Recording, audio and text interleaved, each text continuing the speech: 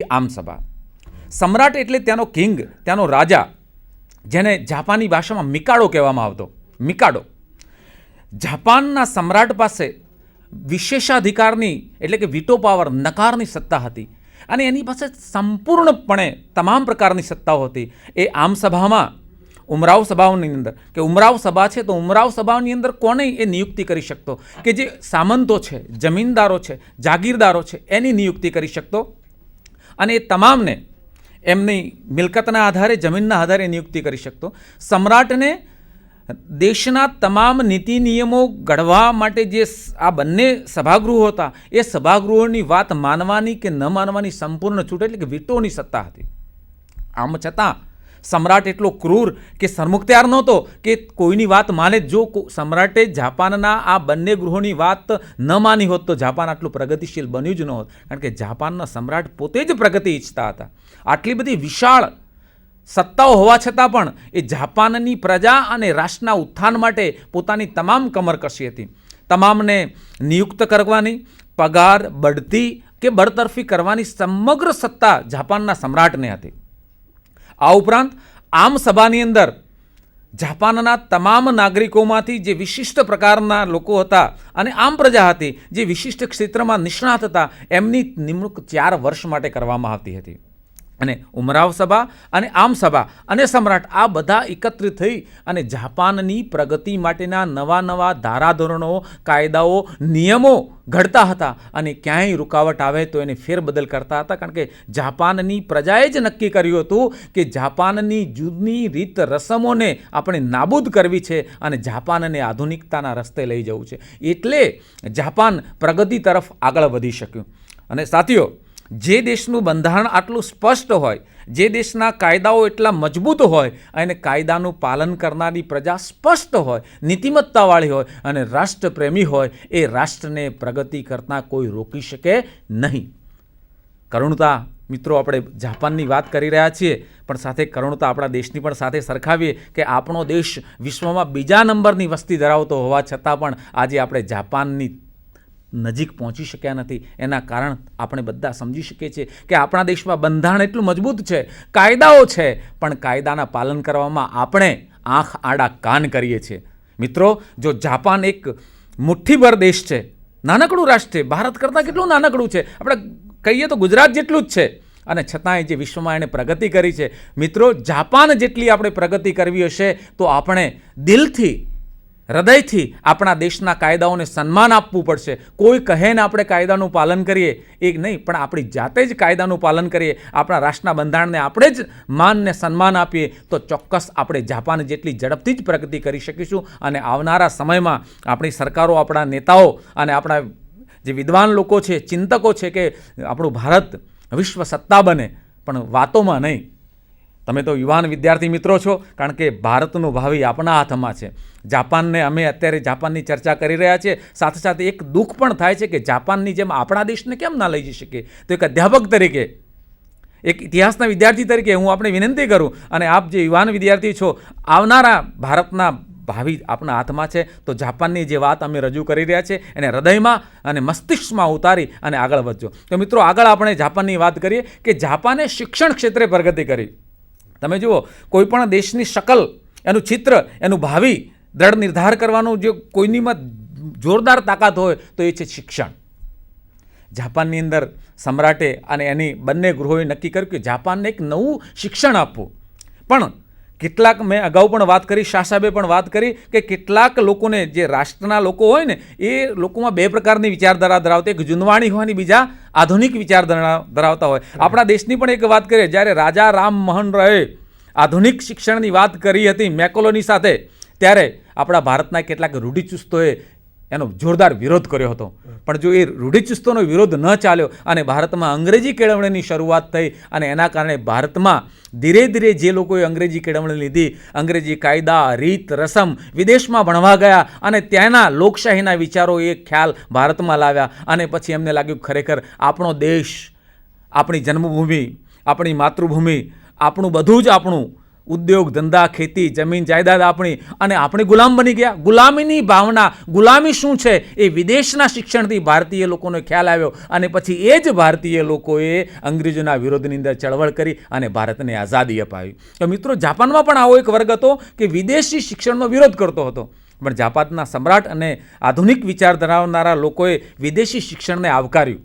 વિદેશી ટ્રેનરોને બોલાવ્યા, વિદેશથી નવા શિક્ષણના નિષ્ણાતોને બોલાવ્યા અને વિદેશી નિષ્ણાતો જાપાનમાં આવ્યા અને નવા શિક્ષણની તરેહો, પદ્ધતિઓ, રીત રસમો શરૂ કરી અને જાપાનને 8 વિભાગમાં વહેંચી દીધું અને દરેક વિભાગમાં એક યુનિવર્સિટીની શરૂઆત કરી. એક યુનિવર્સિટી અને લગભગ 221 જેટલી હાઈસ્કૂલો અને પ્રાથમિક શાળાઓની શરૂઆત કરી. આ રીતે એમણે શિક્ષણની પાપા પગલીની શરૂઆત કરી. સાથે સાથે એમણે એક પણ જાપાનની પ્રજાએ અને જાપાનના વિદ્વાનોએ એક બાબતને ધ્યાનમાં લીધું હતું કે જાપાનની પ્રજાનું શિક્ષણ એટલે ફક્ત પુરુષોનું જ નહીં, પણ મહિલાઓનું શિક્ષણ પણ એટલું જ જરૂરી છે અને પુરુષ શિક્ષણની સાથે મહિલા શિક્ષણની શરૂઆત થઈ.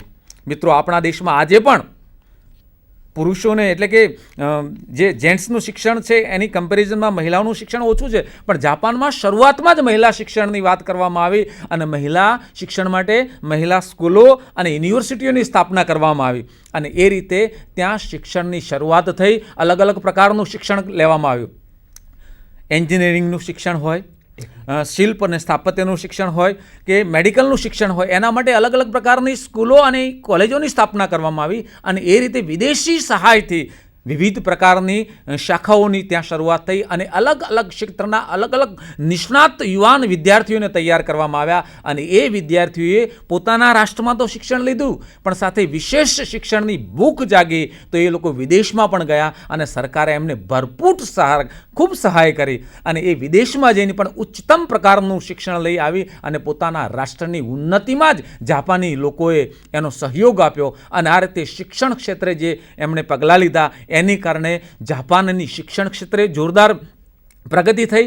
વિદેશમાંથી શિક્ષકો લાવવામાં આવ્યા, ટ્રેનરો લાવવામાં આવ્યા, જાપાનના વિદ્યાર્થી ભાઈ બહેનોને વિદેશમાં મોકલવામાં આવ્યા, જાપાનમાં નવી સ્કૂલ, કોલેજો, યુનિવર્સિટીઓની સ્થાપના કરવામાં આવી અને લેટેસ્ટમાં લેટેસ્ટ ટેકનોલોજી અને એના સાધનો વસાવવામાં આવ્યા અને એના કારણે જાપાનની અંદર શિક્ષણ ક્ષેત્રે પ્રગતિ થઈ અને જે શિક્ષણ ક્ષેત્રે પ્રગતિ થાય છે એટલે બધા જ ક્ષેત્રે પ્રગતિ થઈ. લશ્કરી ક્ષેત્રે પણ, ટેકનોલોજી ક્ષેત્રે પણ, વિજ્ઞાન ક્ષેત્રે પણ, મેડિકલ ક્ષેત્રે પણ અને સંશોધનના રિસર્ચ, જાપાને જે સંશોધનના ક્ષેત્રે જે પ્રગતિ કરી ને તો બેનમૂન પ્રગતિ હતી. રોબોટની વાત સાંભળીએ છીએ, આજે પણ રોબોટ ભારતની અંદર નવાઈની વાત છે અને ત્યાં ઘર ઘરમાં રોબોટ રમતા થઈ ગયા છે. એનું કારણ હતું શિક્ષણ, ત્યાંના કાયદાઓ, ત્યાંની પ્રજાની શિક્ષણ પ્રત્યેની ભૂખ, નવા સંશોધનો અને રાષ્ટ્રને ઉન્નત કક્ષાએ લઈ જવા માટેની જે તમન્ના હતી એ સમ્રાટની અને પ્રજાની, એ સમ્રાટની તમન્ના અને પ્રજાએ વાત કરી. અને બીજી મિત્રો એક બહુ અગત્યની વાત છે ધર્મ. જે રાષ્ટ્રમાં કે જે પ્રજામાં ટેકનોલોજી હોય, શિક્ષણ હોય, બધું જ હોય, પણ ધાર્મિક સ્વાતંત્ર્ય ન હોય તો એ રાષ્ટ્ર પ્રગતિમાં રોડા આવી શકે. કારણ કે ધર્મની અંદર કટ્ટરતાવાદ ન હોવો જોઈએ. જાપાનના સમ્રાટે બહુ દીર્ઘદ્રષ્ટિ વાપરી હતી અને જાપાનના જે વિદ્વાનો હતા, જાપાનના જે રાજનીતિજ્ઞો હતા, પ્રધાનો હતા કે વહીવટકર્તા હતા, એમણે વિચાર્યું હતું કે જાપાનની અંદર શિન્તો ધર્મ છે, કન્ફ્યુશિયસ છે અને બૌદ્ધ, આ બધા જે ધર્મો પ્રચલિત હતા, પણ જાપાનને શિન્તોને રાષ્ટ્રધર્મ એમણે જાહેર કર્યો, પણ સાથે સાથે અન્ય ધર્મોને અને એમના જે બીજા ફાંટાઓ હતા એ ફાંટાઓને પણ વિકસવાની અને વિકાસ કરવાની પૂરતી તકો પૂરી પાડી. જો એમણે અન્ય ધર્મ કે સંપ્રદાયોને તક ના આપી હોત તો ત્યાં ધાર્મિક સમુદાયો વચ્ચે આંતરિક કલહ ફાટી નીકળ્યો હોત અને આંતરિક કલહના કારણે રાષ્ટ્રની ઉન્નતિમાં અવરોધ પેદા થાય છે. આપ વિદ્યાર્થી તરીકે, યુવાન તરીકે ખુલ્લી આંખે આજે સમગ્ર વિશ્વની અંદર તમે જુઓ છો કે જ્યાં ધાર્મિક ઉન્માદના કારણે અવરોધો પેદા થાય છે ત્યાં રાષ્ટ્ર પ્રગતિ કરવાની હરણફાળની અંદર બ્રેક લાગે છે. પ્રજાની અંદર આંતરિક ભેદભાવની નીતિ આવે છે, અંદરો અંદર તકલીફ પેદા થાય છે, ઘર્ષણ પેદા થાય છે, અંદરો અંદરના એક પ્રશ્નો અને મોટા મોટા તોફાનો કે રાષ્ટ્રીયને નુકસાન થાય એવી મુશ્કેલીઓ પેદા થાય છે. એટલે જાપાનના સમ્રાટે, જાપાનના વહીવટકર્તાઓએ ખૂબ બહુ સમજતાપૂર્વક આ વાતને વિચારી હતી કે કોઈને આપણે રોકીશું નહીં, પણ એને શિન્તોને રાષ્ટ્રધર્મ જાહેર કરી અને બધાને પોતપોતાના પોતપોતાની રીતે જે પણ કામ કરવું હોય, જે પણ સંપ્રદાય પાળવો હોય એની છૂટ આપી હતી. પણ સિંધો એમને લાગ્યું કે આ રાષ્ટ્રની ઉન્નતિમાં ખૂબ અસરકારક ધર્મ છે, તો એમણે એ જાહેર કર્યું. અને સાથે સાથે બીજું બૌદ્ધ ધર્મની પણ વાત કરી કે બૌદ્ધ ધર્મની અંદર નવી પ્રણાલિકાઓ, નવા આયામો, નવી વિચારધારા. જ્યારે કોઈ પણ ધર્મ જૂનો હોય છે ત્યારે એ જૂના ધર્મની અંદર કેટલાક નવા ફેરફારો આધુનિક સમયમાં જરૂરી છે. અને એ ફેરફારો કરવા માટે એ પ્રજા પણ અને ત્યાંના સુધારકો તૈયાર હોય છે. એટલે જાપાને બૌદ્ધ ધર્મને પણ પ્રોત્સાહન આપ્યું. અને આજે આપણે જોઈએ છીએ કે જાપાનની અંદર બૌદ્ધ ધર્મ જે પ્રગતિ કરી છે અને એના કારણે પ્રજાએ પ્રગતિ કરી છે. કારણ કે પ્રજાને છૂટ હતી, તમારે જે પણ ધર્મ પાળવો હોય એ, પણ પૂર્વ શરત એ હતી કે રાષ્ટ્રના ભોગે કશું જ નહીં. અને સાથીઓ, રાષ્ટ્રની પ્રગતિ આડે કોઈ પણ તત્વ આવે તો એને નિસ્ત નાબૂદ કરવું જોઈએ. એટલે ધાર્મિક લાગણીઓ કોઈની ન દબાય અને ધર્મનું પ્રાબલ્ય, ધર્મની છૂટ ત્યાં આપવામાં આવી. અને એ રીતે જાપાને મેઈઝી યુગમાં જોરદાર પ્રગતિ કરી. એટલે શિક્ષણ ક્ષેત્રે, ધાર્મિક ક્ષેત્રે, શાહ સાહેબે જે વાત કરી કે લશ્કરી ક્ષેત્રે, આજે આધુનિક યુગની અંદર લશ્કર એ કોઈ પણ સરકારનું એક અભિન્ન અંગ છે. જે સરકાર પાસે, જે સત્તા પાસે લશ્કર મજબૂત હોય તો એની આજુબાજુ રહેલા દેશો પણ એનાથી ડરે, એની પર આક્રમણ કરતા વિચાર કરે કે આ દેશનું લશ્કર બહુ મજબૂત છે, એની પાસે જે વૈજ્ઞાનિક તાકાતો છે, શસ્ત્ર અને સરંજામ છે, એટલા આધુનિક હોય.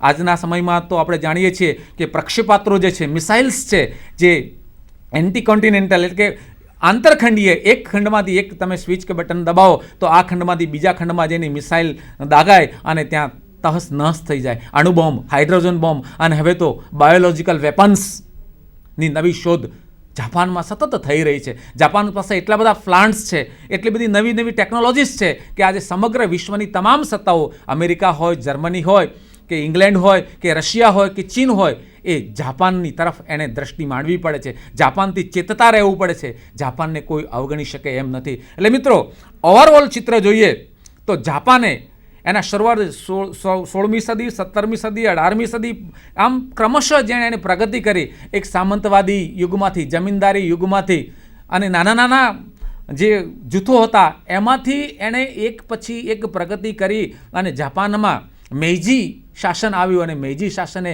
જે પગલાં લીધા, બંધારણ નવું ઘડ્યું અને નવા બંધારણના કારણે જાપાને તમામ ક્ષેત્રોમાં સામાજિક, આર્થિક, ધાર્મિક, ઔદ્યોગિક, રાજનૈતિક અને બંધારણીય બાબતને, ટેકનોલોજી, વિદેશી બાબતોમાં જે એણે પ્રગતિ કરી અને જાપાનનું આધુનિકીકરણ કર્યું, એ ઉડીને આંખે વળગે એમ છે. અને હવે અંતે આ તમામ બાબતોનો પર્યાયની વાત અને સમાપન પ્રોફેસર શાહ સાહેબ કરશે. મારા મિત્રએ બહુ સરસ રીતે એક આખું ચિત્ર તમારી સમક્ષ મૂક્યું છે. અને વાત સાચી છે કે 1867 એ યર એક એવું હતું કે it was a remarkable turning point in the history of Japan for well beginning of the modernisation. અને ત્યાંથી શરૂ કરીને એક પણ ક્ષેત્ર જાપાનનું એવું નહોતું. સમાજ હોય, રાજકારણ હોય, વેપાર ધંધા હોય, ઉદ્યોગો હોય, કૃષિ હોય, કોઈ પણ ક્ષેત્ર હોય કે ટેકનોલોજીકલ ક્ષેત્ર હોય કે સંશોધનનું ક્ષેત્ર હોય, એક ક્ષેત્રને અજવાળવાનું કામ એ આ એક નાનકડા દેશ, એશિયાઈ દેશે એટલે કે જાપાને કર્યું છે. આ કંઈ નાની સૂની વાત નથી. આ એક ઐતિહાસિક બાબત છે અને એને કોઈ પણ દેશ, વિશ્વનો કોઈ પણ દેશ એની અવગણના કરી શકે એમ નથી. અત્યારે તમારે અમેરિકા, રશિયા, બ્રિટન, ફ્રાન્સનું નામ બોલો એટલે ક્રમમાં યાદીમાં જાપાનનું નામ મૂકવું જ પડે. એ બતાવે છે કે જાપાને એક નાનકડા એશિયાઈ દેશે શું સિદ્ધિઓ હાંસલ કરી છે. કોઈ પણ વ્યક્તિ તાજ્જુબ થઈ જાય, અજાયબ પામી જાય એટલી અદ્ભુત સિદ્ધિઓને વર્યું છે. એનો આપણને એક પ્રેરણાદાયી સ્ત્રોત છે આપણા માટે, એમ ચોક્કસ કહી શકાય. નમસ્તે, અસ્તુ. ધન્યવાદ.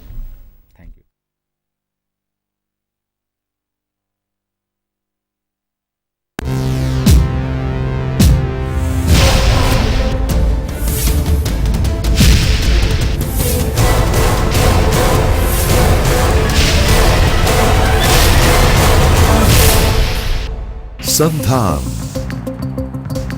All Gujarat Integrated Classroom. સેટેલાઇટના માધ્યમથી જોડતી કડી એટલે સંધાન.